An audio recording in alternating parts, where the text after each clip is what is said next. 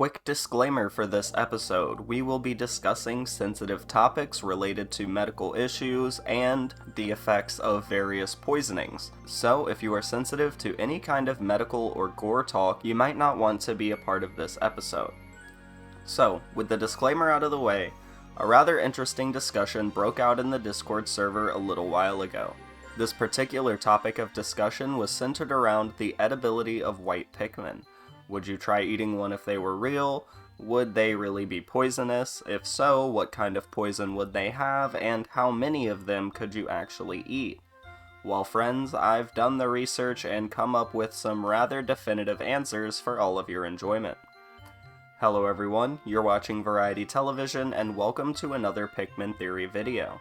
Before we get started, a quick reminder to subscribe if you aren't already, and also don't forget about the live Pikmin Theory discussion. My plan is to do it on Saturday, September 2nd. I'll let you all know if that is set in stone later, as well as what time to expect the stream. With all that being said, let's get started with this theory. For starters, let's establish our groundwork. I think the first thing we need to do is figure out what kind of poison we are working with here, and then see how much of that poison we can actually consume. In Pikmin, there are two types of poison present: the red gas that we see in Pikmin 2, as well as the teal substance we see in Pikmin 4. Luckily for us, I've done a lot of research, and it turns out these poisons could have potential real-life counterparts. Let's start with Pikmin 2's red gas. Unlike Pikmin 4 with its teal mushrooms, poison in Pikmin 2 is seen exclusively as gas. So, what's a red gas that's also poisonous? Well, actually, there aren't many that fit that bill.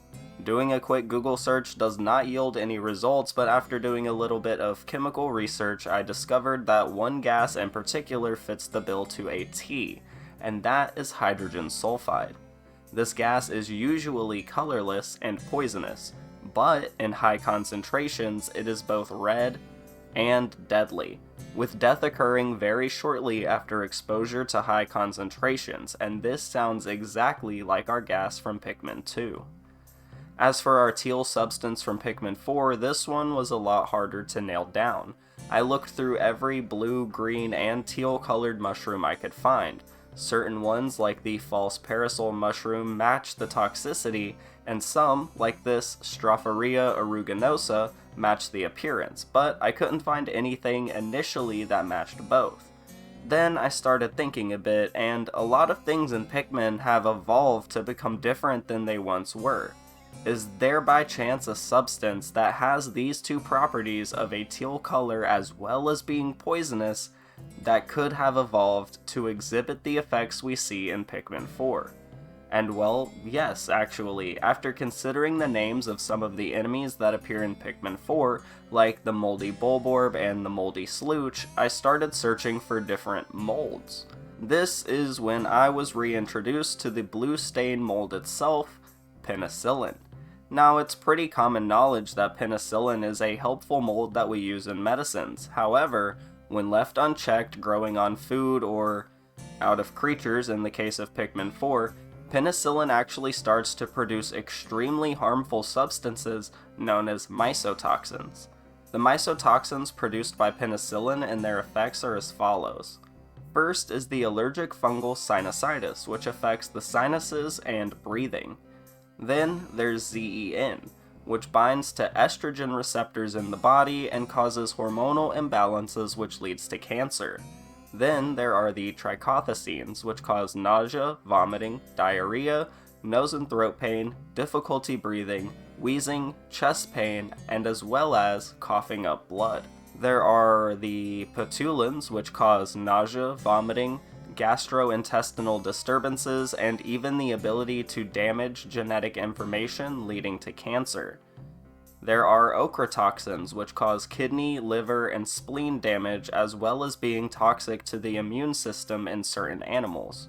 Then there's the worst of them all, the fumonisins.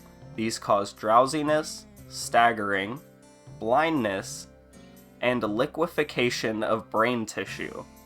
Yeah, the poison in Pikmin 4 is no joke, and now you know that the reason your Pikmin run around the way they do when poisoned is because they are contracting cancer, pooping themselves, and their brains are literally melting all at once. Fun. And now that we have that figured out, how do we tell which one is inside our little friends, the white Pikmin? Well, I have to give a shout out to JC on Discord for this one, but I really do think the poison is in the eyes of the red Pikmin.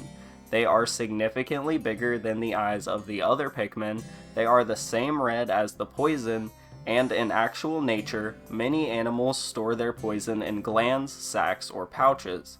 JC had the idea that the eyes themselves could be the poison pouches of the white Pikmin, which myself and other members of the Discord tend to agree with.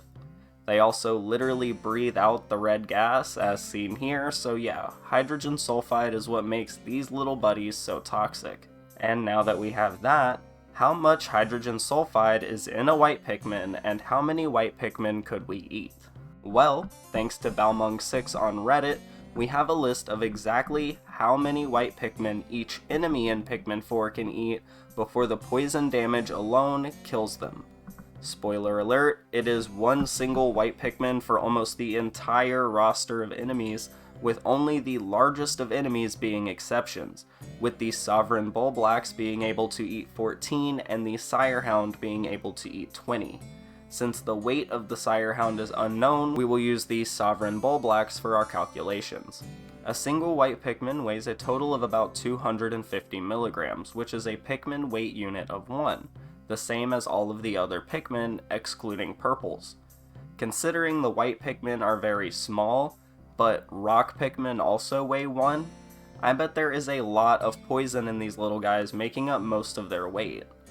The Sovereign Bulblax is a weight of 30 Pikmin units, or 7,500 grams, and the dosage to end a Sovereign Bulblax is 1 milligram of Pikmin for every 2 milligrams of Bulblax, with the average weight of a human being around 70 kilograms or 70 million milligrams. We can safely assume we would need about 35 million milligrams of white Pikmin to kill the average person. 35 million milligrams of white Pikmin totals out to be 140,000 white Pikmin to be fatal to a person. But hold on, we aren't done, because this is not considering any of the side effects of hydrogen sulfide poisoning whatsoever. Remember, eating 14 white Pikmin is enough to end a Sovereign Bulblax on the spot, and that 140,000 number is for an instant end on a person. Like, if you made 140,000 white Pikmin into a little bowl of rice or something and then swallowed the entire thing whole, it would end you on the spot. But if you were eating them one by one, or even with a spoon or something, I don't think you could get anywhere near that number before the hydrogen sulfide poisoning would take over. So what would the experience of eating white Pikmin be like?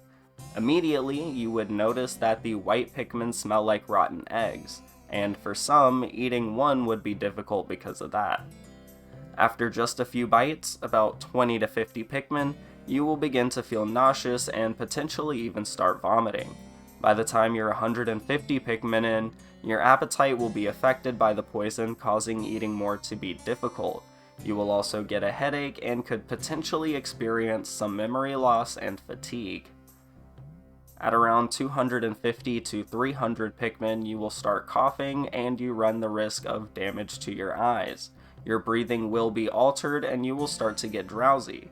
Also, your throat will become irritated.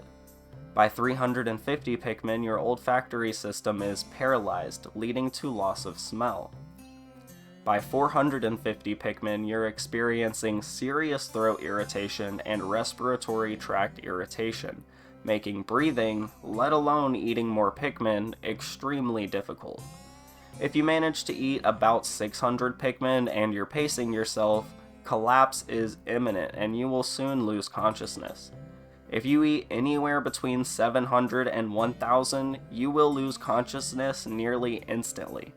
Anything above 1000 to more specifically 1400 is gonna be instant death. Chances are you won't make it anywhere near that far unless you're eating them all at once though. So yeah, there's eating white Pikmin for you. Not very fun sounding to me. But tell me what you all think in the comments. Do you think you could handle eating a white Pikmin? Obviously, that is a joke question. Do not go expose yourself to hydrogen sulfide or any other poisonous gas or even mold.